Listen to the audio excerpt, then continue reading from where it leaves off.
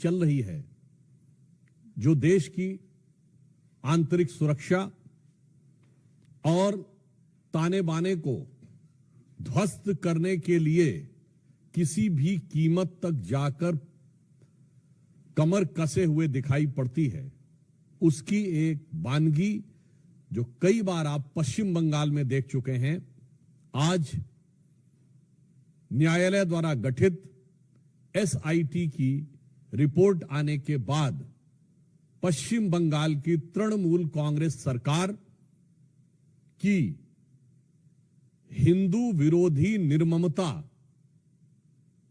अपने पूरे विद्रूप रूप में सामने आती हुई दिखाई पड़ रही है।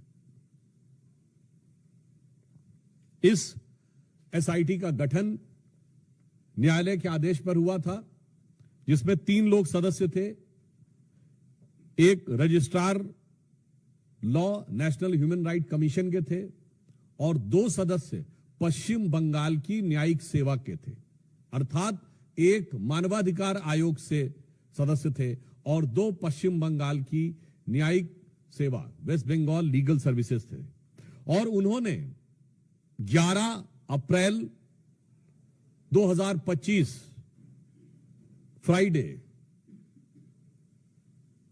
यानी 11 अप्रैल जुमे के दिन 2 बजे से लेकर 4 बजे के बीच में जो घटनाएं हुई हैं उनके बारे में जो अपना ऑब्जर्वेशन दिया है, उससे तृणमूल कांग्रेस,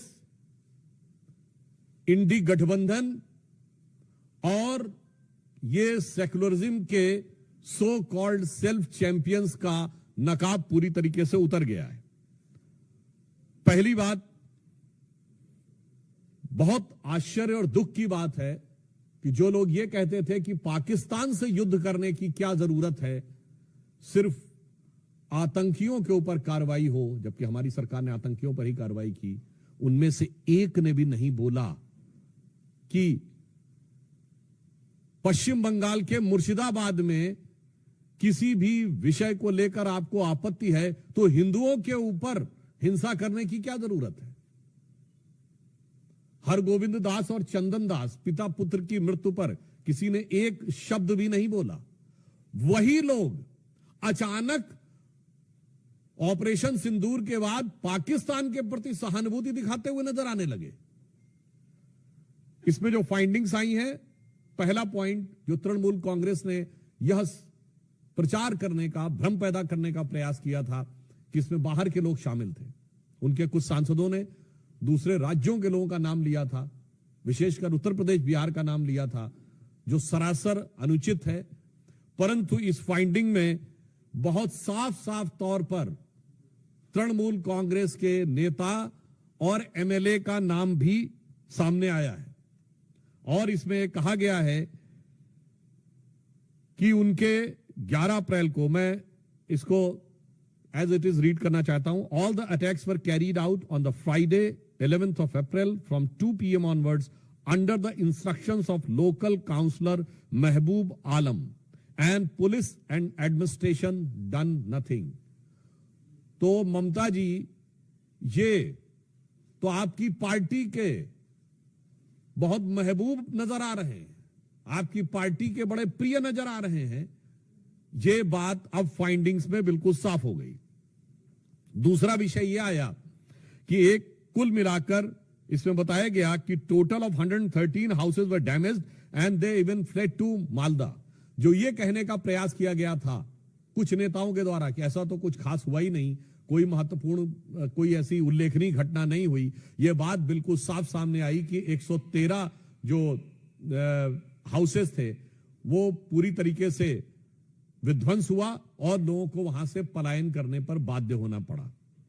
इसी के साथ साथ यह भी बात सामने आई कि पुलिस ने कई मौकों के ऊपर जो उनकी प्रोसीडिंग्स में, और ये जो तृणमूल कांग्रेस के नेता का नाम ये पेज नंबर 5 के ऊपर अपनी फाइंडिंग्स में लिखा हुआ है। फिर यह बताया गया कि they want a permanent BSF camp and central arm police for their own protection. यानी पहले तो लोगों के घर विध्वंस हुए, फिर लोगों को पलायन पे बाध्य होना पड़ा और पश्चिम बंगाल की पुलिस पर उनका इतना विश्वास हो गया कि वो सीमा सुरक्षा बल और केंद्रीय सुरक्षा बलों के ही कैंप में रहने के लिए उद्यत थे। यह साफ दर्शाता, और आगे लिखा है, the West Bengal police did not respond at the village of Betbona called at 4 p.m. on Friday and 4 p.m. of Saturday, but police did not pick up the call. यानी गांव के लोगों ने जब उनको मदद की गुहार लगाई, पुलिस ने कुछ नहीं किया। और कितनी गंभीर बात है कि पुलिस का फोन न पिकअप हो ऐसे समय में, जबकि वहां दंगे या सुनियोजित हिंदुओं को टारगेट करते हुए आतंकी शैली में दंगे किए जा रहे हों, तब अगर पुलिस नहीं उठाती है तो यह एक बड़ा गंभीर तथ्य है जो प्रकाश में आया है। और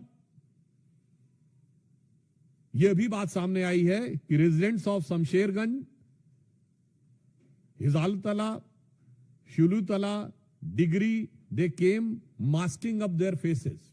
यानी यह भी बात साफ आई कि चेहरा छुपाकर लोग सुनियोजित ढंग से हिंसा करने के लिए आए थे। एक बात बहुत स्पष्ट हो गई है कि हिंसा का प्रकार चाहे कोई भी हो, राजनीति का प्रकार चाहे कोई भी हो, वार सिर्फ और सिर्फ हिंदू समुदाय के ऊपर है। अगर पहलगांव में चुन चुन कर हिंदुओं को मारा गया तो मुर्शिदाबाद में चुन चुन कर हिंदुओं के घर, मकान और लोगों को मारने का प्रयास किया गया। मुझे लगता है कि अब इसके बाद पश्चिम बंगाल सरकार के पास किसी प्रकार का मुंह नहीं रह गया है यह कहने का कि वहां पर हिंसा नहीं हुई थी। नंबर 2, अब बिल्कुल साफ है कि वहां हिंसा हुई, सुनियोजित हिंसा हुई, तृणमूल कांग्रेस के नेताओं के इशारे पर हिंसा हुई और बाकायदा धर्म और समुदाय देखकर हिंसा की गई। तो अब मैं पश्चिम बंगाल की मुख्यमंत्री ममता बनर्जी जी से पूछना चाहता हूं कि उनके ममतामयी हृदय में कब वह करुणा जागेगी कि वो अपने नेताओं पे कार्रवाई करेंगे। हम भारतीय जनता पार्टी की तरफ से स्पष्ट रूप से पूछना चाहते हैं कि न्यायालय के द्वारा गठित एसआईटी में यह तथ्य आने के बाद तृणमूल कांग्रेस के नेताओं पर ममता बनर्जी जी कब कार्रवाई करेंगी और अपने नेताओं के अपमानजनक और मारे गए लोगों का उपहास उड़ाने वाले बयानों के लिए कब माफी मांगेंगी। धन्यवाद। मित्रों, प्रश्न सादर आमंत्रित है। सबसे पहले प्रज्ञा।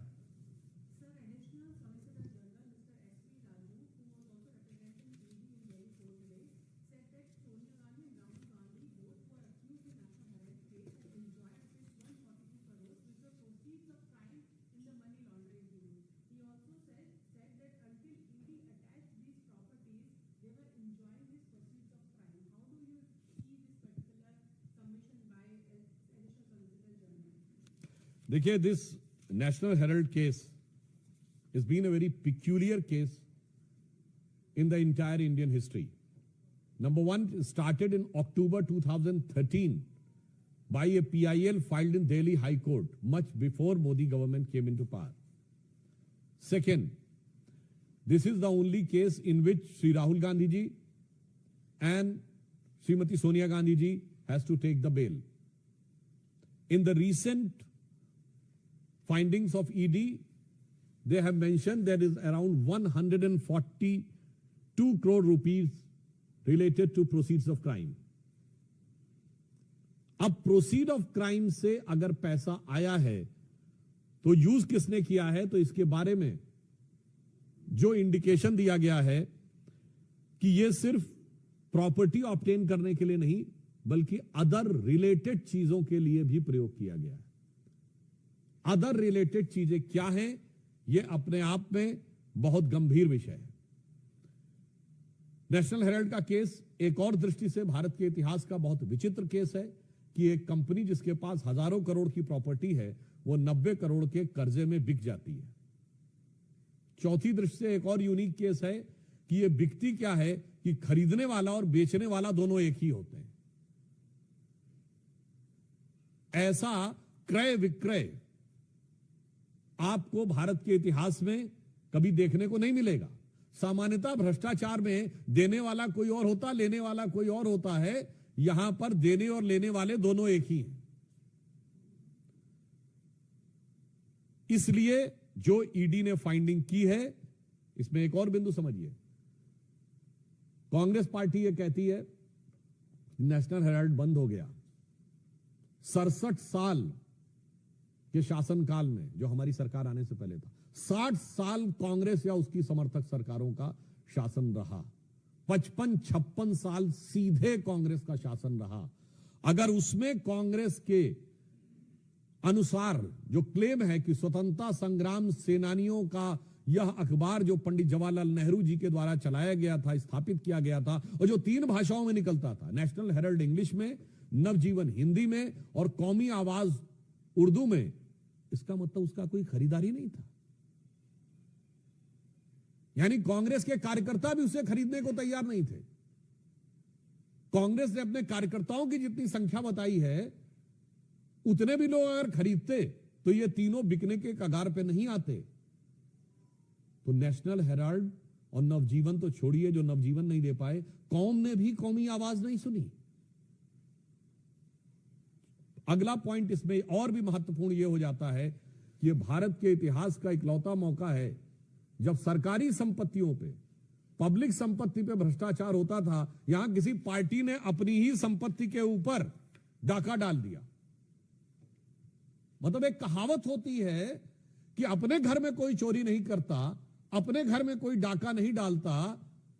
यह आपने सिर्फ कॉमेडी फिल्मों में देखा होगा, मगर यह ट्रेजेडी देखिए कि नेशनल हेराल्ड केस इस मामले में एक विचित्र केस है। और यह भी दर्शाता है the ED today has mention about 142 crore rupees of proceed. तो मैं कहना चाहूंगा, एक वो कांग्रेस थी जो महात्मा गांधी की कांग्रेस थी, जिसका सदस्यता शुल्क कितना था? 4 आने। कांग्रेस में नारा होता था, एक चवन्नी चांदी की, जय बोलो महात्मा गांधी की। और आज कांग्रेस वहां पर पहुंच गई आधुनिक गांधियों के नेतृत्व में कि देश तो छोड़ो, पार्टी की संपत्ति भी आज के गांधी की। तो अगर 142 करोड़ का विषय आया है, यह बहुत गंभीर बात है।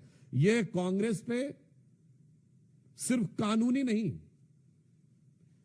यह कांग्रेस पे सिर्फ राजनीतिक नहीं, बल्कि गंभीर नैतिक सवाल पैदा करता है कि जो लोग अपने को स्वतंत्रता संग्राम सेनानियों की विरासत के एकमेव उत्तराधिकारी घोषित होने का दावा करते थे, उन्होंने ही बकौल खुद स्वतंत्रता संग्राम सेनानियों की संपत्ति पर डाका डाला। रविकांत,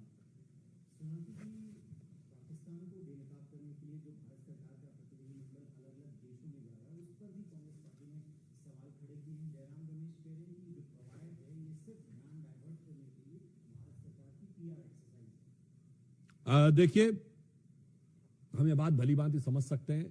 कांग्रेस पार्टी इस समय सबूत न मांग पाने की जो खिसियाहट है, उस छटपटाहट में इस ढंग का बयान देने को बाध्य हो रही हो। हम एक बात बहुत स्पष्ट रूप से कहना चाहते हैं कि अगर उन्हें लगता है कि कोई डाइवर्जन की बात है, तो मैं सिर्फ कोट करना चाहता हूं पाकिस्तान के प्राइम मिनिस्टर शहबाज शरीफ ने, जब ऑन रिकॉर्ड यह बोल दिया कि 9 और 10 तारीख की दरमियानी रात, ये उनका वर्ड है, 9 और 10 तारीख की दरमियानी रात हमारे सिपह सलार जनरल सैयद आसिम मुनीर ने मुझे 2:30 बजे रात को जगा कर कहा कि हिंदुस्तान ने नूर खान एयरबेस के ऊपर मिसाइल गिरा दिया है। अब इतना बड़ा जो डाइवर्जन हुआ जाके नूर खान एयरबेस पे, ये अगर कांग्रेस को नजर नहीं आता है, तो मुझे लगता है उनकी नजर के ऊपर से लगता है राष्ट्रवाद का पानी पूरी तरीके से हट चुका है। सेकंड पॉइंट, जो इन्होंने कहा कि ये ध्यान बांटने के लिए की जा रहे हैं बाहर, ये भारत के सभी सांसदों का अपमान तो है ही, मगर मैं जयराम रमेश जी से पूछना चाहता हूं, आपके नेता तो ध्यान